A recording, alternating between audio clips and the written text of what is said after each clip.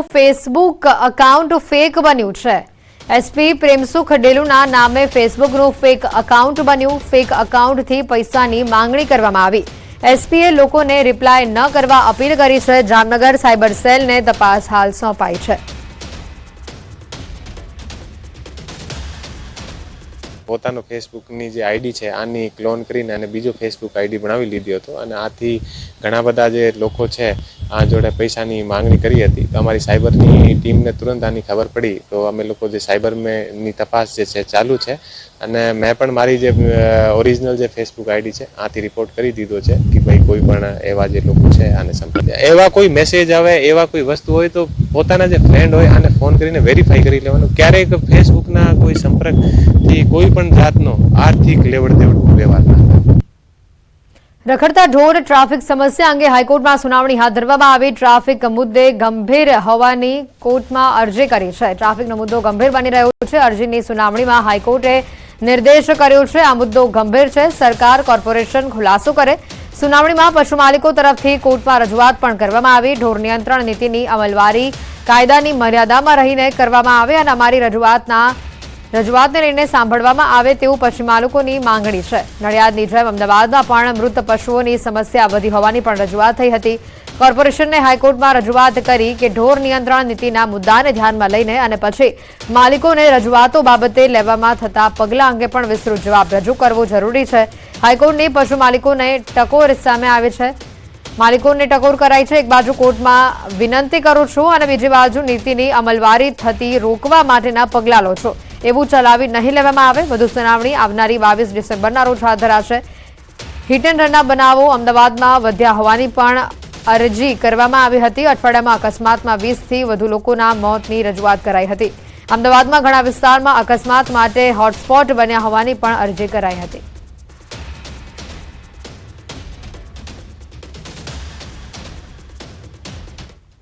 ખંભાત વિધાનસભા બેઠકના કોંગ્રેસ ધારાસભ્ય ચિરાગ પટેલે વિધાનસભા અધ્યક્ષ શંકર ચૌધરીને પોતાનું રાજીનામું આપી દીધું છે। કોંગ્રેસના વધુ એક ધારાસભ્યએ પક્ષ સાથે છેડો ફાડી નાખ્યો છે। આ ઉપરાંત અન્ય ધારાસભ્યોની પણ કોંગ્રેસમાંથી વિકેટ પડવાના એંધાણ સેવાઈ રહ્યા છે। લોકસભા ચૂંટણી પહેલા કોંગ્રેસ અને આમ આદમી પાર્ટીને મોટા ઝટકા લાગી રહ્યા છે। ચૂંટણી સુધીમાં એક કરતાં વધુ ધારાસભ્યો રાજીનામા આપી શકે છે। કોંગ્રેસના ધારાસભ્યોનું સંખ્યાબળ મોટા પ્રમાણમાં ઘટવાની સંભાવના રાજકીય ક્ષેત્રે હાલ વ્યક્ત થઈ રહી છે। સાથે વિધાનસભા અધ્યક્ષે રાજીનામું આપ્યા બાદ ચિરાગ પટેલ કોંગ્રેસ પર વરસ્યા હતા। તેમણે કહ્યું કે કોંગ્રેસ બોલે છે અલગ અને કરે છે અલગ। કોંગ્રેસમાં જૂથવાદ ચરમસીમા પર છે। કોંગ્રેસને ઉઘરાણા અને વિરોધ સિવાય કશું જ આવડતું નથી। ઘણા સાથી મિત્રો છે જે કોંગ્રેસમાં ગૂંગળામણ અનુભવી રહ્યા છે। કોંગ્રેસ પોતાનો જનાધાર ગુમાવી રહી છે। દેશહિતની વાતોમાં કોંગ્રેસ પાછળ રહે છે। હવે મારા મત વિસ્તારના લોકોની લાગણીને ધ્યાનમાં રાખીને તેઓ કહેશે એ પ્રકારે કરીશ તેવું પણ ચિરાગ પટેલે ઉમેર્યું।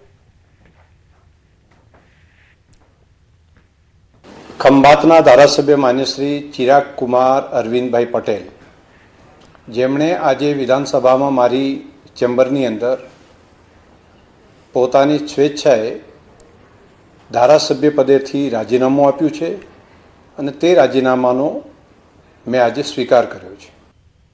રાજકોટમાં બસપોર્ટ ખાતે મુસાફરોએ કર્મચારીઓનો ઉધડો લીધો। ક્યારેક સમયસર બસ આવતી નથી તો ક્યારેક એક જ સમય રૂટની 2 બસ પ્લેટફોર્મ ઉપર આવી જતા મુસાફરો રોષે ભરાયા હતા। સમયસર બસ ન આવતી હોવાની મુસાફરોએ અનેકવાર ફરિયાદ પણ કરી હતી।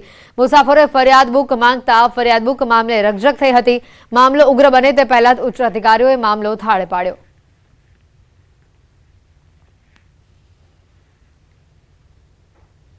રાજ્યમાં 1 વર્ષ બાદ કોરોનાની ફરી દસ્તક સામે આવી છે।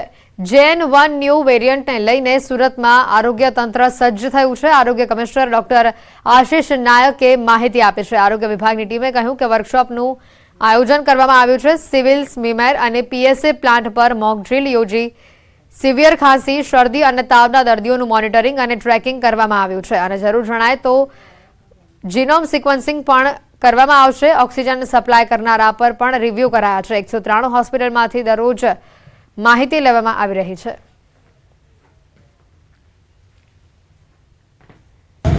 તમામ મેડિકલ અને પેરામેડિકલ સ્ટાફના ઓરિએન્ટેશન ટ્રેનિંગની વર્કશોપનું આયોજન પણ સુરત કોર્પોરેશન દ્વારા આગામી 2 દિવસમાં કરવામાં આવ્યું છે, જેમાં તમામ મેડિકલ અને પેરામેડિકલ સ્ટાફને ટ્રેનિંગ આપી આગામી દિવસોમાં કોઈ પરિસ્થિતિ ઉપસ્થિત થાય તો તે સંદર્ભેની તમામ તકેદારી રાખવા માટે સુરત મહાનગરપાલિકા સજ્જ છે.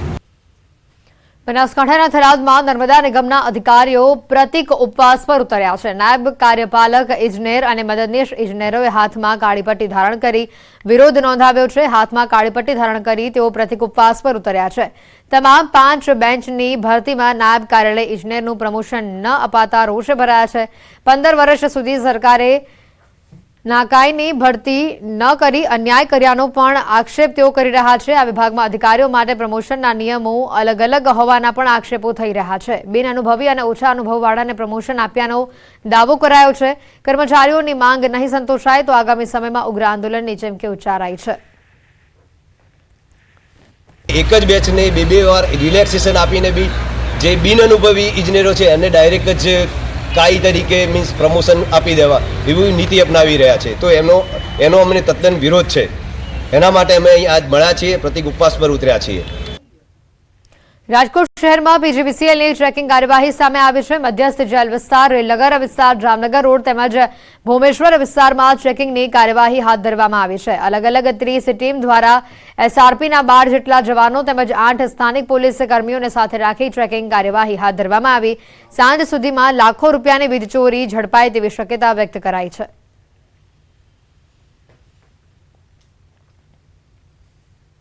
ઓખા બેટ દ્વારકા વચ્ચે ચાલતી ફેરીબોટ ફરી શરૂ કરી દેવામાં આવી છે. તેજ પવનના કારણે યાત્રિકોની સલામતીને ધ્યાનમાં રાખીને બોટ સર્વિસ બંધ કરાઈ હતી. વાતાવરણ સામાન્ય બનતા ફરી બોટ સર્વિસ પુનઃ શરૂ કરી દેવાઈ છે.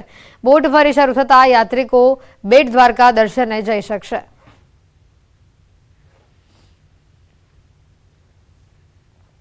અમદાવાદમાં સ્માર્ટ ઇન્ડિયા હેકાથોનનું આયોજન કરવામાં આવ્યું. સીએમ ભૂપેન્દ્ર પટેલ લીલી ઝંડી આપશે. 6ઠ્ઠી સ્માર્ટ ઇન્ડિયા હેકાથોન 2023નું આયોજન કરવામાં આવ્યું. સ્માર્ટ ઇન્ડિયા હેકાથોનમાં વિદ્યાર્થીઓએ ભાગ લીધો. ઉચ્ચ શિક્ષણ મંત્રી ઋષિકેશ પટેલ ઉપસ્થિત રહ્યા. 9 સમસ્યાના સોલ્યુશન માટે વિદ્યાર્થીઓને લિસ્ટ અપાયું. આઈટી બેઝ સમસ્યાઓનું વિદ્યાર્થીઓ સમાધાન આપશે. 14 રાજ્યોની 46 ટીમ હેકાથોનમાં પહોંચી હતી. જે જીટીયુ અને ઇસરો પોતાના 9 જેટલા પ્રોબ્લેમ સ્ટેટમેન્ટ સાથે આ યુવાનો પાસે આવી છે. મંગળ અને ચંદ્ર ઉપર પહોંચવા છતાં પણ આજે પણ સતત રિસર્ચ અને ઇનોવેશનના માધ્યમથી આગળ વધવા માંગતા કોઈ પણ સેક્ટર અને એમાં ઇસરોને પણ ક્યાંય નાની મોટી મુશ્કેલી પડતી હોય તો એ સમાધાન માટે યુવાનો પાસે એમના પ્રોબ્લેમ સ્ટેટમેન્ટ મૂક્યા છે. લગભગ 47 જેટલી ટીમો અને 300 જેટલા વિદ્યાર્થીઓ દેશભરમાં અહીંયા આવ્યા છે. અરવલ્લી જિલ્લા પોલીસ વડા શ્રેફાલી બારવાલે નવી પહેલ કરી છે. જિલ્લામાં પોક્સો એક્ટ હેઠળ બનતા ગુનાઓને અટકાવવા સંયમ પ્રોજેક્ટ લોન્ચ કરવામાં આવ્યો, જેમાં ટીનેજર્સને પોક્સો એક્ટમાં સમાવિષ્ટ કલમોની જાણકારી આપવામાં આવે છે. શહેરની મોડાસા હાઈસ્કૂલમાં લોન્ચિંગ કાર્યક્રમ યોજાયો, જેમાં મોટી સંખ્યામાં વિદ્યાર્થીઓ અને શિક્ષકો હાજર રહ્યા. સંયમ પ્રોજેક્ટનો મુખ્ય હેતુ 16-17 વર્ષના યુવક યુવતીઓને પોક્સો એક્ટની માહિતી આપવાનો છે. કિશોર અવસ્થામાં એજ સેન્સિટિવિટીના કારણે ઘણી વખત ખોટું પગલું ભરતા હોય છે, ત્યારે યુવક યુવતીઓને લગ્નની ઉંમર અને કાયદાની સમજ આપવામાં આવી રહી છે.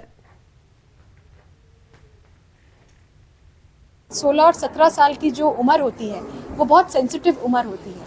तो हमारा ये पूरा प्रोजेक्ट उन टीनेजर्स को टारगेट करने में है कि उनको सही इन्फॉर्मेशन मिले हमारे कंट्री में जो लॉज हैं उनको लेकर. समाचारों में हाल रुकाईशुं एक ब्रेक માટે.